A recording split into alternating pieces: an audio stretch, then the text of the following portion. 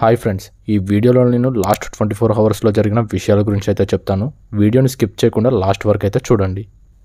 రాష్ట్ర ప్రభుత్వం ఎంఎంటీఎస్ రెండో దశల పనుల కోసం దాదాపు 50 కోట్ల బడ్జెట్ని అయితే కేటాయించింది. ఇందులో సీతాఫల్ మండి మౌలాలి మధ్య రెండో లైన్ అయితే నిర్మించడం అనేది జరుగుతుంది. ఇంకా కొన్ని లైన్లు అయితే అందుబాటులోకి వచ్చే అవకాశం ఉంది. అవేవనగా సికింద్రాబాద్ మేడ్చల్, సికింద్రాబాద్ ఘట్కేసర్, మౌలాలి సనత్ నగర్, లింగంపల్లి తెల్లాపూర్ మార్గాల్లో అందుబాటులోకి వచ్చే అవకాశం అయితే చాలా ఉంది. ఇప్పటి వరకైతే ఈ మార్గాల్లో 10 ఎంఎంటీఎస్ రైళ్ల వరకు కొనేందుకు వీలుంటుందని చెప్పేసి అధికారులు అంచనా వేస్తున్నారు. సిరిసిల్లలో అయితే విచిత్రమైన ఘటన అయితే చోటు చేసుకుంది. కట్టమైసమ్మ గుడి వద్ద చెట్టుపై ఉన్న కాకులు ఆ దారిలో తిరిగే పురుషులపైన దాడి చేస్తున్నాయని, అయితే ఆడవాళ్ల జోలికి వెళ్లడం లేదని స్థానికులు చెబుతున్నారు. దీంతో ఇదెక్కడి కాకిగోలరా అని వాళ్ళు తలలు పట్టుకుంటున్నారు.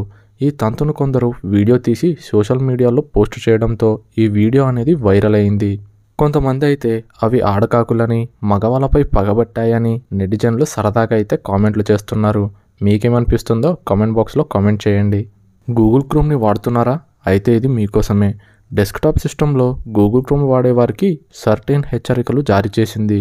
ఈ సర్టెన్ అనేది Indian computer emergency response team. ఇందులో అయితే కొన్ని లోపాలు ఉన్నాయని, వాటిని వాడుకొని సిస్టమ్ను హ్యాకర్లు హ్యాక్ చేసే ఛాన్స్ ఎక్కువగా ఉందని గూగుల్ కంపెనీ అయితే తెలిపింది. మనం క్రోమ్ బ్రౌజర్లో సేవ్ చేసుకునే పాస్వర్డ్స్ని హ్యాకర్లు హ్యాక్ చేసే ఛాన్స్ అనేది ఎక్కువగా ఉందని చెప్పేసి గూగుల్ కంపెనీ అనేది చెప్పుకుంది. విండోస్, మ్యాక్ యూజర్లు వెంటనే తమ బ్రౌజర్లను లేటెస్ట్ వర్షన్కి అప్డేట్ చేసుకోవాలని చెప్పేసి కంపెనీ అయితే తెలియజేసింది.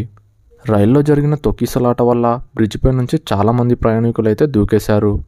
హౌరా నుంచి అమృత్సర్ వెళ్తున్న ఎక్స్ప్రెస్ ట్రైన్లో మంటలు చెలరేగని వదంతితో తొక్కిసలాట అనేది జరిగింది. ప్రాణాలను కాపాడుకునేందుకు 18 మంది ప్రయాణికులు యూపీలోని రైల్వేజ్ బ్రిడ్జిపై నుంచి కిందకు దూకేశారు. ఇందులోని 6 పరిస్థితి విషమంగా ఉందని చెప్పి వైద్యులు తెలిపారు. జనరల్ కోచ్లోని అగ్నిమాపక యంత్రాన్ని ఎవరో స్విచ్ ఆన్ చేయడంతో గందరగోళం అనేది తలెత్తిందని, ఎటువంటి ప్రమాదం జరగలేదని అధికారులైతే స్పష్టం చేశారు. ప్రస్తుతం బంగ్లాదేశ్లో జరుగుతున్న హింసాకాండకు కారణమైన షేక్ హసీనా అమెరికా పైన ఒక సంచలన ఆరోపణలైతే చేసింది. ఇండియాలో ఆశ్రయం పొందుతున్న బంగ్లాదేశ్ మాజీ పీఎం షేక్ హసీనా అమెరికాపై సంచలన ఆరోపణలు చేసినట్లు ఎకనామిక్ టైమ్స్ అయితే చెప్పింది.